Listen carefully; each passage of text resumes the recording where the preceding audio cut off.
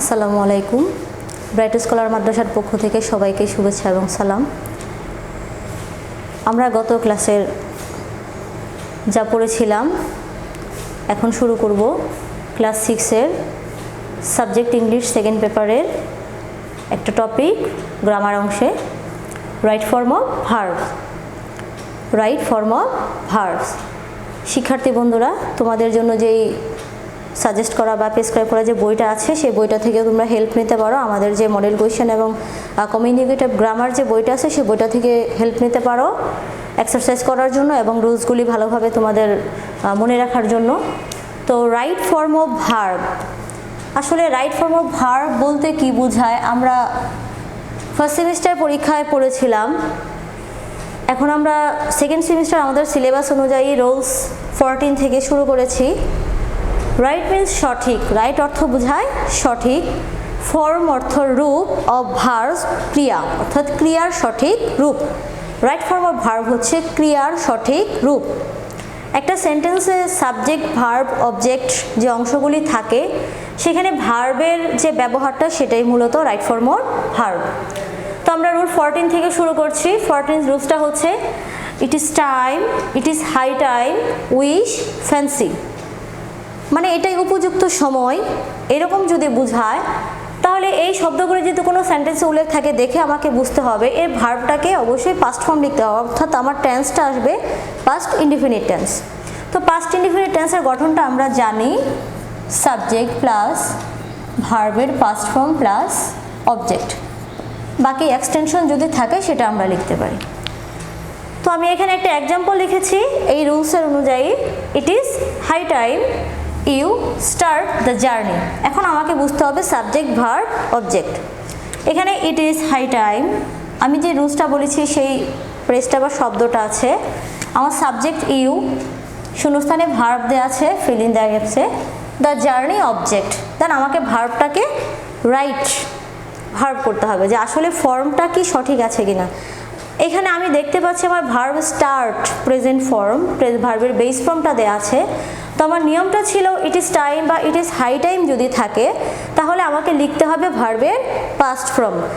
সেই জন্য স্টার্টের পাস্ট ফর্মটা আমাকে উত্তরে লিখতে হবে এবং স্টার্টের পাস্ট ফর্ম হচ্ছে স্টার্টেড। তাহলে আমার অ্যান্সারটা হচ্ছে স্টার্টেড। এই ক্ষেত্রে আমার চেনার উপায় হচ্ছে শুরুতে হোক মাঝখানে হোক ইট ইজ টাইম বা it is high time, wish, fancy এরকম শব্দ থাকে, যেমন আই ফ্যান্সি, আই টার্ন পেল। দেন টার্নটা আমার এখানে ভার্ব, ফ্যান্সির পরে টার্ন ভার্ব, সেই টার্ন থেকে আমাকে লিখতে হবে টার্নড, ইডি যোগ করে টার্ন লিখতে হবে, কারণ ওই আমি যে সেন্টেন্সটা বললাম সেখানে উল্লেখ ছিল ফ্যান্সি শব্দটা।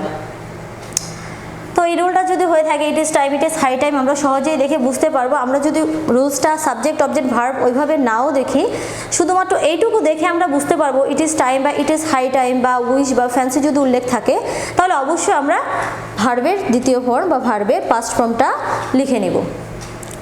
দেন রুল নাম্বার 15, মডাল ভার্বের পর প্রেজেন্ট ফর্ম হয়। মডাল ভার্বের পর প্রেজেন্ট ফর্ম হয়। আমরা মডাল ভার্ব কাকে বলে, মডাল ভার্ব যে দুই প্রকার, পিওর মডাল এবং সেমি মডাল এবং তাদের ব্যবহার এগুলি আমরা শিখেছিলাম। এখন মডাল ভার্ব তবুও মনে করিয়ে দিই তোমাদের, মডাল ভার্বগুলি হচ্ছে ক্যান, কুড, মে, মাইট,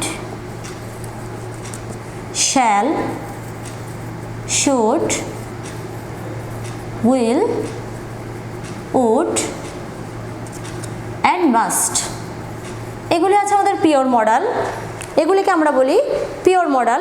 এই মডাল ভার্বগুলির পরে সবসময় ভার্বের প্রেজেন্ট ফর্ম হয়ে থাকে, অর্থাৎ আমাদের যখন ভার্বটা দেখবো আমরা যে সেন্টেন্সে কোনো একটা মডাল উল্লেখ আছে বাট তারপরে শূন্যস্থান আছে, তখন সেই গ্যাপসের মধ্যে আমার যে ভার্বটা থাকবে সেই ভার্বটার প্রেজেন্ট ফর্ম লিখতে হবে। দেন এরকম একটা এক্সাম্পল, ইউ মে গো নাও। এখন এখানে আমার ভার্বটা হচ্ছে গো, আমি দেখতে পাচ্ছি ভার্বটা আমার গো। ইউ মে, এখানে মডেলটা হচ্ছে মে, অর্থাৎ আমি পারি এরকম অর্থে। ইউ মে গো নাও, তুমি এখন যেতে পারো। সেই অর্থে, অর্থাৎ কাজটা কিন্তু হবে না ইউ মে গো নাও। তো আমি যদি অর্থ করতে না পারি বা সেন্টেন্সটা যদি এভাবে করতে না পারি, এই মে শব্দটা দেখে আমাকে বুঝতে হবে এটা একটা মডাল। আর যেখানে শূন্যস্থানের আগে মডালটা দেওয়া আছে সেখানে আমার শূন্যস্থানের ভার্বটা করতে হবে প্রেজেন্ট ফর্ম। সেই ক্ষেত্রে ভার্বটা হবে জিও গো। আমার অ্যান্সারটাও হবে গো, অর্থাৎ you may go now. And then rule number 16, simple sentence. এখন সিম্পল সেন্টেন্স বলতে কি বুঝি আমরা? অ্যাসার্টিভ সেন্টেন্স বা এই ধরনের কোনো সেন্টেন্সকে আমরা সিম্পল সেন্টেন্স বলি যেখানে subject plus verb plus object থাকে, এবং সিম্পল সেন্টেন্সে একাধিকভাবে এক্সটেনশনও থাকতে পারে। সেই এক্সটেনশনের মধ্যে আবার আমাদের সাবজেক্ট থাকতে পারে, এমনকি অবজেক্টও থাকতে পারে। তো এই ক্ষেত্রে সিম্পল সেন্টেন্সে যদি দুটি ভার্ব থাকলে দ্বিতীয় ভার্বটির সাথে আমাকে আইএনজি যোগ করতে হবে। দ্বিতীয় ভার্বটি, তাহলে এখানে উল্লেখ করা যাচ্ছে যে এখানে ভার্ব থাকবে দুইটা, শুরুতে একটি ভার্ব এবং দ্বিতীয় ক্ষেত্রে আরেকটি ভার্ব থাকবে, দ্বিতীয় পাশে আরেকটি ভার্ব থাকবে। অথবা এখানে আইএনজি যোগ করার পাশাপাশি আমি আরেকটা কাজ করতে পারি, সেটা হচ্ছে টু প্লাস ভার্বের প্রেজেন্ট ফর্ম অর্থাৎ ভার্বের বেস ফর্ম লিখেও আমি নিয়মটাকে করতে পারি। যেমন এখানে আমি লিখেছি I saw him work in the field, আমি তাকে দেখেছি সে মাঠে কাজ করছে। এবং আমার ভার্ব ছিল এখানে ওয়ার্ক, ভার্ব ছিল ওয়ার্ক, কিন্তু আমি দেখতে পাচ্ছি আমার ব্র্যাকেটে একটা ভার্ব এবং আমার প্রথম যে সেন্টেন্সটুকু দেওয়া আছে, প্রথম যে ক্লজটুকু দেওয়া আছে সেই ক্লজের মধ্যে একটা ভার্ব আছে, সাবজেক্ট অবজেক্ট, এখানে আরেকটা ভার্ব আছে। এটা কিন্তু আমার একটা ক্লজ, হ্যাঁ এটা একটা clause, I saw him work in the field, অর্থাৎ আমি দেখতে পাচ্ছি সিম্পল সেন্টেন্স, সেন্টেন্সটা সিম্পল, আমি তাকে দেখছি সে কাজ করছে। এখানে একটা ভার্ব আছে স এবং এখানে একটা ভার্ব আছে ওয়ার্ক। আমার নিয়ম হলো যদি সিম্পল সেন্টেন্সে দুইটা ভার্ব থাকে, অর্থাৎ দুইটা ভার্ব, একটা ভার্ব স একটা ভার্ব ওয়ার্ক, দ্বিতীয় ভার্বটির সাথে আমাকে আইএনজি যোগ করতে হবে। তাহলে আমার দ্বিতীয় ভার্বটি কোনটি? দ্বিতীয় ভার্ব হচ্ছে ওয়ার্ক। তাহলে আমি ওয়ার্কের সঙ্গে কি করব? আইএনজি যোগ করব, WORKING। তাহলে আমার অ্যান্সারটা হবে ওয়ার্কিং। অর্থাৎ নিয়মটা হলো সিম্পল সেন্টেন্সে দুটি ভার্ব যদি পাশাপাশি থাকে বা দুটো ভার্ব যদি থাকে তাহলে আমাকে দ্বিতীয় ভার্বের সঙ্গে আইএনজি যোগ করতে হবে। অ্যান্ড দেন আমি আরেকটা নিয়ম বলেছি তোমাদের, অথবা টু প্লাস ভার্বের প্রেজেন্ট ফর্ম অর্থাৎ ইনফিনিটিভ লেখাও আমরা কি করতে পারি? এটা ফিল আপ করতে পারি। যেমন এরকম একটা এক্সাম্পল দেখো, he tried help me, he tried help me, সে আমাকে সাহায্য করতে চেয়েছিল। ট্রাইড এখানে একটি ভার্ব, হেল্প এখানে আরেকটি ভার্ব, অর্থাৎ আমার গ্যাপসে দেওয়া আছে একটি ভার্ব এবং ট্রাইড একটি ভার্ব, দুইটা ভার্ব। তো দুইটা ভার্ব পাশাপাশি আমি এখানে হেল্পিং দিয়েও করতে পারতাম, আবার আমার রুলস অনুযায়ী টু প্লাস ভার্বের প্রেজেন্ট ফর্ম, অর্থাৎ এখানে আমি টু প্লাস ভার্বের present form help, to help me, he try to help me, অর্থাৎ টু প্লাস ভার্বের প্রেজেন্ট ফর্ম বা ইনফিনিটিভ দিয়েও ফিল আপ করতে পারলাম। তাহলে আমি দুভাবে এই ধরনের সিম্পল সেন্টেন্সকে করতে পারি, যে সেন্টেন্সে দুটি ভার্ব থাকবে তখন আমি দ্বিতীয় ভার্বের সাথে আইএনজিও যোগ করতে পারি, আবার দুইটা ভার্বের মাঝখানে টু দিয়েও দুইটা ভার্বের কাজকে আলাদা করে দিতে পারি। এরপর হচ্ছে রোল নাম্বার 17, ইচ অর্থ প্রত্যেক, এভরি অর্থ প্রতি এক, ওয়ান অফ প্রত্যেক, ওয়ান অফ। এই শব্দগুলি যদি কোনো সেন্টেন্সে সাবজেক্টের আগে থাকে তাহলে ভার্বটি অবশ্যই কী হবে? সিঙ্গুলার হবে। অর্থাৎ এই তিনটা শব্দ ইচ, এভরি, ওয়ান অফ, এদের প্রত্যেকটাই সিঙ্গুলার। কেননা ইচ মানে প্রত্যেক, মানে প্রতি এক, একজন অবশ্যই সিঙ্গুলার হয়। এভরি মানেও প্রত্যেক, প্রতি এক একজন এরকম। ওয়ান অফ মানে অনেকের মধ্যে এক, ওয়ান অফ মিন্স অনেকের মধ্যে এক, আমি কিন্তু অনেককে মিন করছি না, অনেকের মধ্যে এক। ওয়ান অফ অর্থ এখানে বুঝাবে সিঙ্গুলার, কেননা আমি অনেকের মধ্যে একজনকে ডেফিনিট করে বলছি, ভার্বটি তখন সিঙ্গুলার হয়ে যাবে। তাহলে এক্সাম দেখো, one of my relative be ill, এখন ব্র্যাকেটে আমি কোনো ভার্ব দিই, এখানে একটা বি ভার্ব দেওয়া আছে। এই বি বলতে আমরা বি ভার্ব বলতে অনেকগুলো ভার্বকে বুঝি, যেমন am, is, are, was, were, have, has, had, এরকম অক্সিলারি ভার্বগুলোকে আমরা সাধারণত বি দিয়ে প্রকাশ করি, যাদেরকে বি ভার্ব বলা হয়। তো এইখানে বি ভার্ব আমি কোনটা বসাবো? আমার এখানে আছে ওয়ান অফ, তার মানে আমি যেহেতু দেখছি এখানে ওয়ান অফ আছে, আমার বি এর অংশের ভার্বটা হবে সিঙ্গুলার, বি এর অংশের ভার্বটা হবে সিঙ্গুলার। এই ক্ষেত্রে অনেকের হয়তো মনের মধ্যে একটু টেনশন জাগতে পারে যে আমি ইজ লিখবো না ওয়াজ লিখবো না হ্যাজ লিখবো।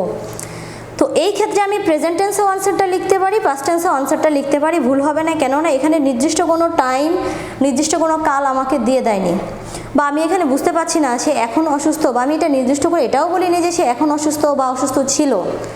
দেন ওয়ান অফ মাই রিলেটিভস, আমার একজন বন্ধু। এখানে আরেকটা কথা বলে রাখি, ওয়ান অফ যেহেতু আমার ভার্ব সিঙ্গুলার হবে, আমার নাউনটা সিঙ্গুলারও হতে পারে প্লুরালও হতে পারে।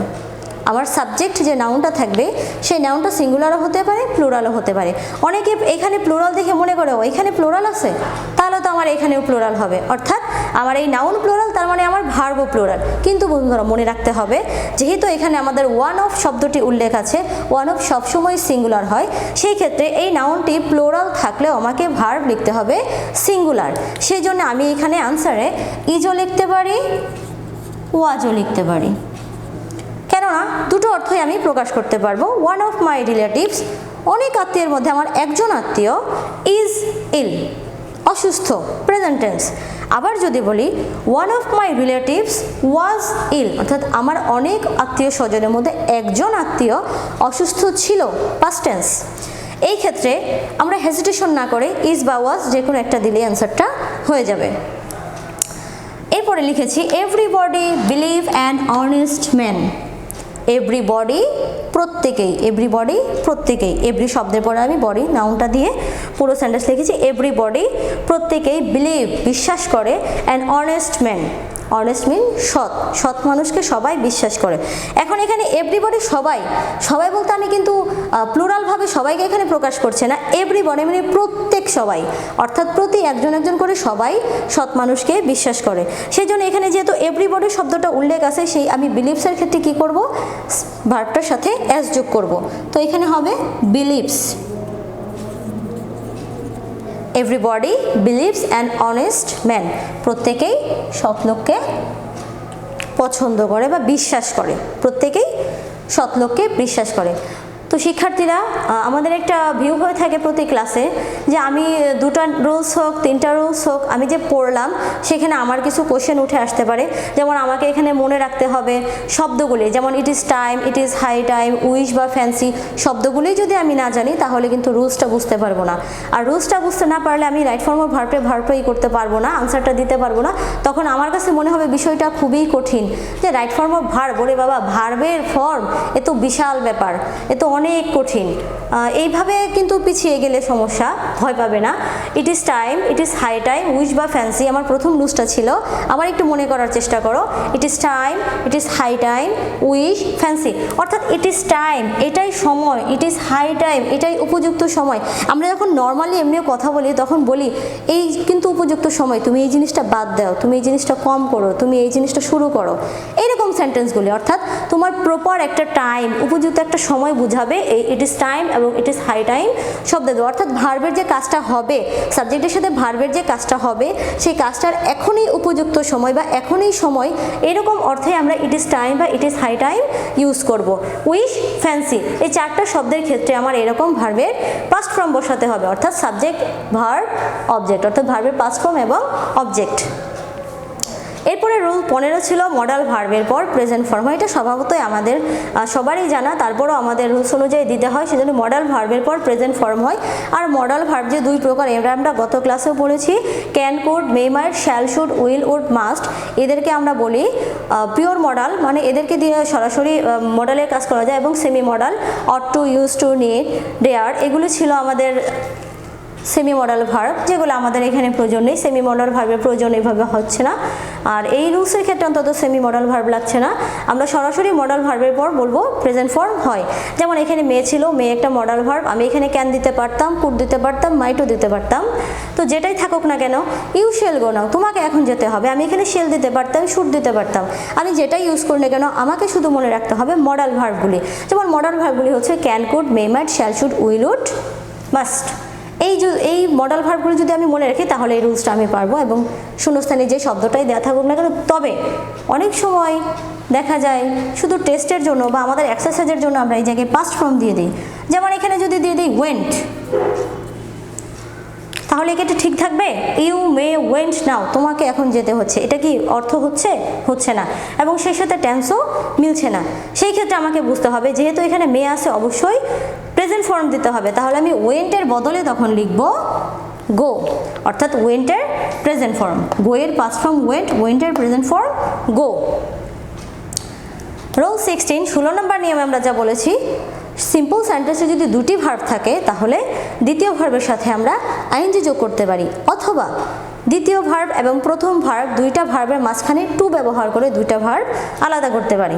যেমন আমরা এখানে লিখেছিলাম I saw him working in the field, অর্থাৎ সো একটা ভার্ব ছিল, ওয়ার্ক একটা ভার্ব ছিল, এই জন্য আমরা দ্বিতীয় ভার্বের সঙ্গে আইএনজি যোগ করেছিলাম। আর এখানে লিখেছিলাম হি ট্রাই টু হেল্প মি, এখানে হেল্প একটা ভার্ব ছিল, ট্রাইড একটা ভার্ব ছিল, দুইটা ভার্বের মধ্যে আমি টু যোগ করে দিয়েছিলাম এই রুলস অনুযায়ী, যেটা আমি বলেছি। এরপরে ছিল rule 17 each every one of থাকলে ভার্বটি সিঙ্গুলার হবে, সেটাও আমি তোমাদের বুঝিয়ে দিয়েছি। ইচ এভরি ওয়ান সবসময় এককে নির্দেশ করে, অর্থাৎ একটি, একজন, এরকম একটা বিষয় এককে নির্দেশ করবে। তো একটি, এক বা একটা বিষয় নির্দেশ করলে অবশ্যই সেটা সিঙ্গুলার হবে। আমরাও জানি যে একটা বিষয় সবসময় সিঙ্গুলার হয়, সেইভাবেই ইচ এভরি ওয়ান অফ থাকলে ভার্বটি সিঙ্গুলার হয়। আর সিঙ্গুলার ভার্বের ক্ষেত্রে আমরা এইরকম অক্সিলারি ভার্ব বা বি ভার্ব না থেকে মেইন ভার্বও থাকতে পারে।